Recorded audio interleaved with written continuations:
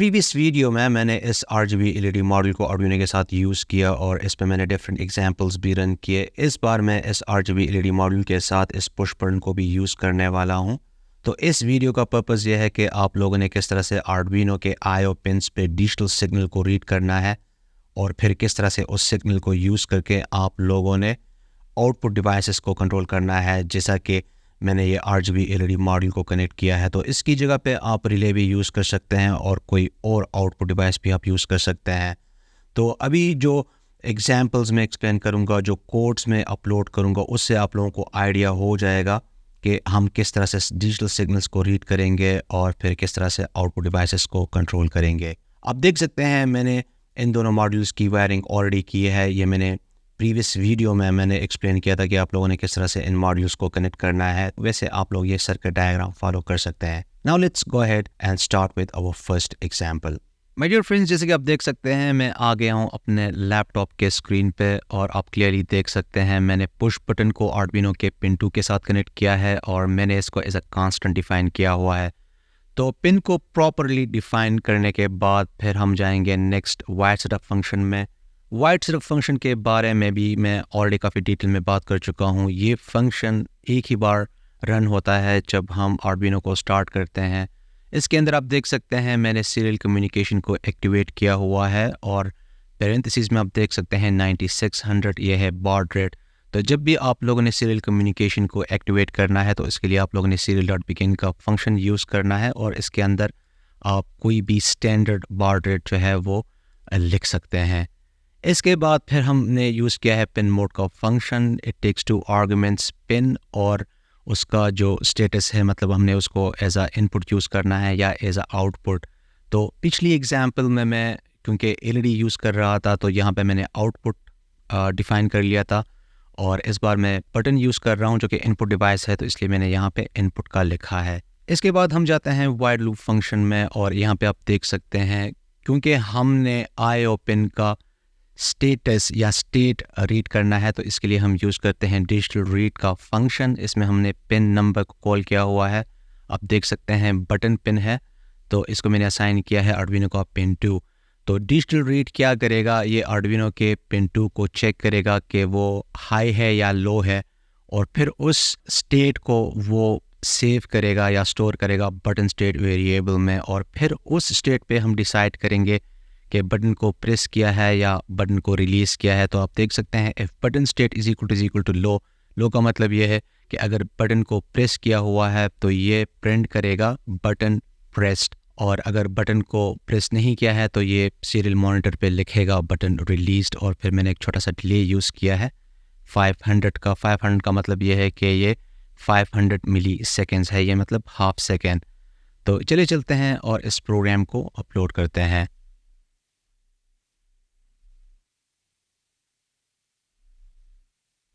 जैसे कि आप देख सकते हैं जब मैं बटन को प्रेस करता हूं तो बटन प्रेस्ड का मैसेज प्रिंट हो जाता है और जब मैं बटन को रिलीज़ करता हूं तो बटन रिलीज्ड का मैसेज प्रिंट हो जाता है। मुझे पता है आप लोगों को ये काफ़ी बचकाना नज़र आ रहा होगा बट ट्रस्ट में ये आपको आगे जाके काफ़ी काम आएगा क्योंकि अगर आप लोगों ने बटन प्रेस और बटन रिलीज स्टेट्स को डिटेक्ट करना सीख लिया है तो फिर आप किसी भी डिजिटल सेंसर को रीड कर सकते हैं। चलिए हम इसको थोड़ा सा कम्प्लेक्स बनाते हैं। अभी आप देख सकते हैं जब बटन प्रेस ना हो तो it keeps printing the same message over and over again that button released और जब मैं बटन को प्रेस करता हूं तो फिर ये बटन प्रेस्ड का मैसेज बार बार प्रिंट करता है। मैं चाहता हूं कि ये मैसेज सिर्फ एक बार ही प्रिंट हो जब मैं बटन को रिलीज़ करूं या फिर मैं बटन को प्रेस करूं। तो let's go ahead and do it. So जैसे कि आप देख सकते हैं मैंने प्रीवियस प्रोग्राम को थोड़ा सा मॉडिफाई कर लिया है। इस बार मैंने ये 3 वेरिएबल भी डिफाइन कर लिए हैं।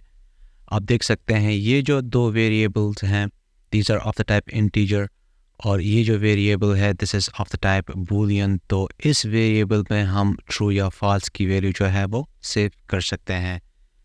ये वाला जो वेरिएबल है इसे हम यूज़ करते हैं to store the current state of the button और इस वेरिएबल को हम यूज़ करते हैं to store the previous state of the button और इस वेरिएबल की मदद से I am gonna keep track of the toggle state. Void setup function के अंदर आप देख सकते हैं I am still using the same instructions और वाइड लूप में आप देख सकते हैं पहले हम बटन स्टेट को रीड करते हैं using the digital read function और उसके स्टेट को हम सेव कर लेते हैं बटन स्टेट में। फिर हम इसको कंपेयर करते हैं यहाँ पे लास्ट बटन स्टेट के साथ, तो अगर ये चेंज हुआ है तो ये इस ब्लॉक के अंदर चला जाएगा। फिर हम यहाँ पे चेक करते हैं कि आया button state is equal to low, क्या बटन प्रेस है या नहीं। अगर बटन प्रेस है तो हम इज़ ऑन के वेरिएबल में जो लो की वैल्यू है उसको हम ट्रू में कर लेंगे, मतलब ये नॉट है तो इसको, अगर ये फॉल्स है तो ट्रू हो जाएगा और अगर ट्रू है तो फॉल्स हो जाएगा। और फिर इसके अकॉर्डिंग हम प्रिंट करते हैं मैसेज बटन प्रेस्ड या बटन रिलीज्ड। और फिर यहाँ पे आप देख सकते हैं हमारे पास डिले है 15 मिली सेकेंड का। और इन द एंड हम क्या करते हैं, लास्ट बटन स्टेट में हम सेव कर लेते हैं करंट बटन स्टेट को। तो चले चलते हैं और इस प्रोग्राम को अपलोड करते हैं।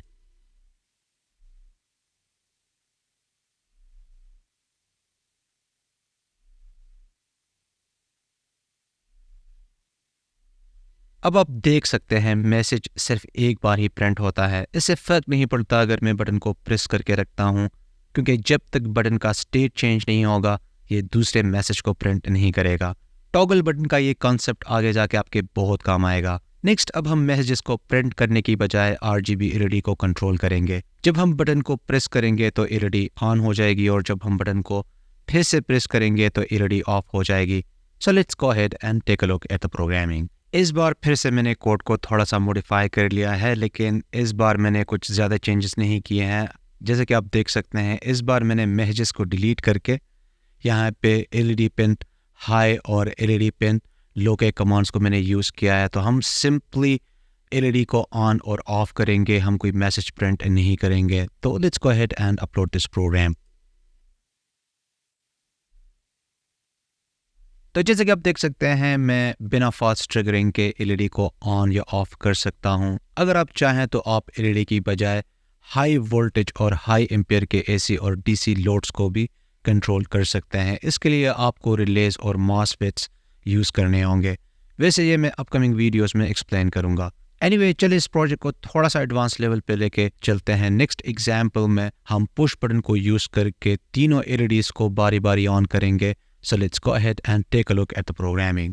कोड को देख के ही आप लोगों को आइडिया हो गया होगा कि इस बार मैंने LED ब्लिंकिंग और पुश बटन टॉगल प्रोग्राम्स को कंबाइन किया हुआ है। प्रोग्राम का फ्लो बिल्कुल सेम है, बस इस बार मैंने काउंटर का कॉन्सेप्ट यूज़ किया है। मैं बटन क्लिक्स को काउंट करता हूँ and then based on that value मैं LEDs को कंट्रोल करता हूँ। वैसे मैंने कमेंट्स ऐड किए हैं, सो आई एम श्योर आप लोगों को कोई डिफ़िकल्टी नहीं होगी कोड को समझने में। इस बार मैंने सेट कलर फंक्शन भी यूज़ किया है जिसमें मैंने कलर इंडेक्स को एज अ आर्गुमेंट यूज़ किया है।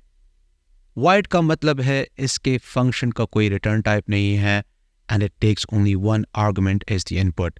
इस फंक्शन के अंदर हम बस LEDs को ऑन या ऑफ करते हैं based on the index number. So let's go ahead and upload this program. Next video में हम एनालॉग इनपुट्स और PWM पल्स विद मॉड्यूलेशन को स्टडी करेंगे। So consider subscribing if you don't want to miss any of my upcoming tutorials.